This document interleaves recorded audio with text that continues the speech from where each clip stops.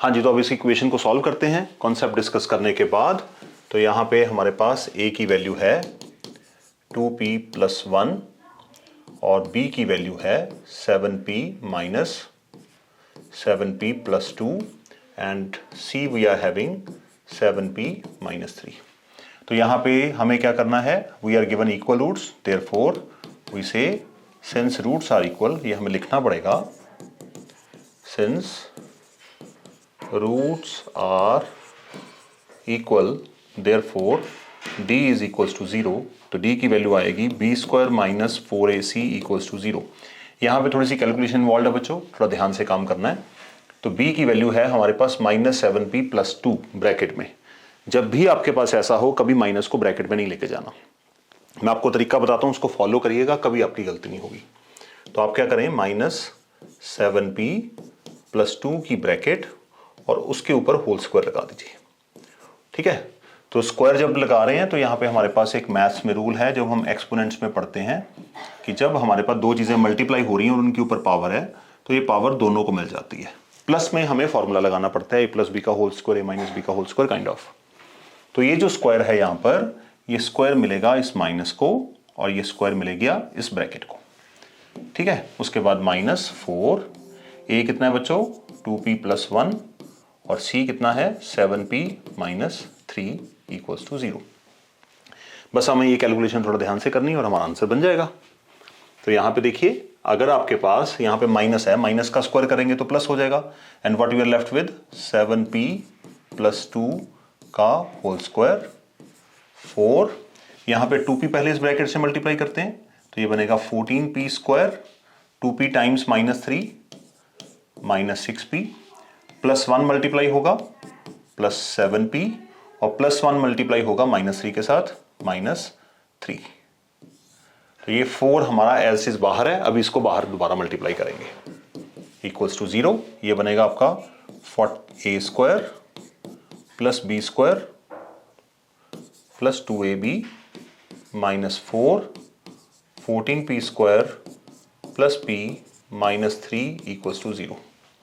ये हुआ। अब इसको सिंप्लीफाई और करना होगा, 49p² + 4 + 28p ब्रैकेट ओपन करते हैं, -56p² माइनस जाकर p के साथ होगा तो -4p और माइनस जाके -3 के साथ होगा तो ये बनेगा 12 = 0।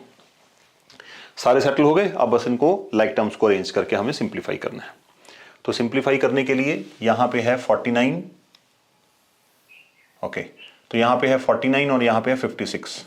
तो जब हम इन दोनों को डील करेंगे, यहाँ पर हमारे पास क्या आएगा बच्चों, 49 50² - 7p²।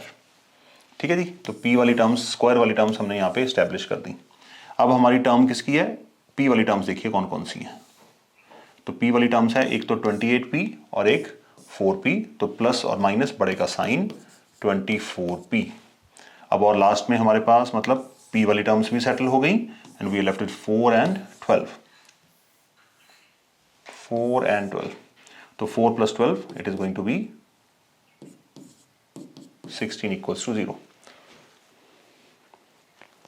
चलिए बस इसके साथ अब देखिए यहाँ पर क्या हो रहा है, हमारे पास यहाँ पे 7 के साथ माइनस है, तो मैं कभी भी लीडिंग कोएफिशिएंट के साथ माइनस यूज नहीं करता, क्योंकि माइनस से गलती होने के चांसेस होते हैं। तो हम यहाँ पे क्या करते हैं, इसको तोड़ लेते हैं, बोथ साइड माइनस से मल्टीप्लाई कर देंगे तो it would be -24p and -16 = 0। अब इसकी करनी होगी हमें मिडिल टर्म स्प्लिट। सम कितना है बच्चों, -24 और प्रोडक्ट कितना आएगा आपके पास, -16, 112 ये आएगा माइनस का। ठीक है जी, तो हमें इसको एक प्लस का लेंगे, एक माइनस का लेंगे। अगर आपको लगता है कि आपकी क्वाड्रेटिक इक्वेशन की मिडिल टर्म स्प्लिट स्ट्रांग नहीं है, प्लेलिस्ट में आपको एक वीडियो मिलेगी, उसमें मैंने बहुत अच्छे कॉन्सेप्ट डिस्कस किए और बहुत सारे क्वेश्चंस कराए हैं, वो वीडियो देख लीजिए, आपके मिडिल टर्म स्प्लिट के सारे फंडे क्लियर हो जाएंगे। एक प्लस का, माइनस का और एक बिग और एक स्मॉल नंबर ट्राई करते हैं। तो -24, इससे बड़ा नंबर क्या लें, 25, 1, तो इससे तो हमारा 112 नहीं आएगा, 26 इससे भी नहीं आएगा।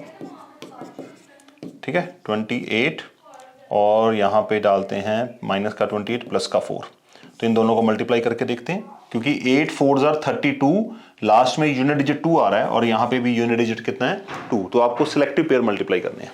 तो 28 4s are, तो ये हमारी कैलकुलेशन बन गई माइनस की। अब इसकी मिडिल टर्म स्प्लिट को हम अंजाम देते हैं एंड देखें कैसे होगा। 7p square minus 28p plus 4p minus 16 equals to 0।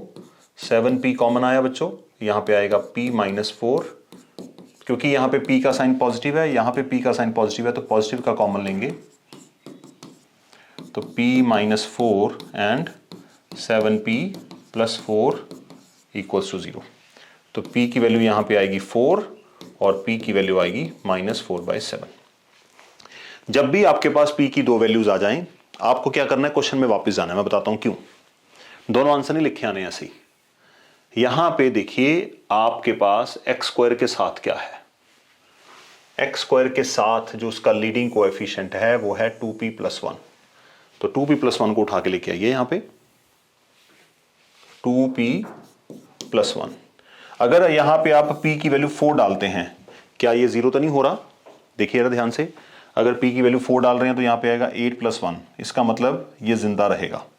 अगर मैं p की वैल्यू -4/7 डालता हूँ, 2 - 4/7 + 1, तो ये भी किसी तरीके से 0 नहीं हो रहा।